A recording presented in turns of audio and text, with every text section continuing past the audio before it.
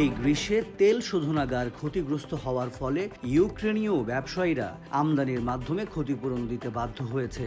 এমনকি তারা ভারত থেকেও ডিজেল জ্বালানি কিনছে, যারা রাশিয়া থেকে তার অপরিশোধিত তেলের একটি উল্লেখযোগ্য অংশ আমদানি করে।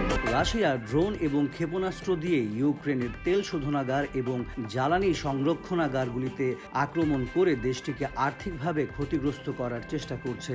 জুন মাসে ইউক্রেনীয় ক্রেমেনচুক তেল শোধনাগারে কয়েক ডজন ক্রুজ এবং ব্যালিস্টিক ক্ষেপণাস্ত্র দিয়ে হামলা করে ধ্বংস করে দিয়েছিল রাশিয়া। ইউক্রেনীয় ব্যবসায়ীরা দেশের বাইরে থেকে তেল আমদানি করতে শুরু করে। এক্ষেত্রে তাদের জন্য সবচেয়ে সহজ ছিল ভারত থেকে তেল কেনা।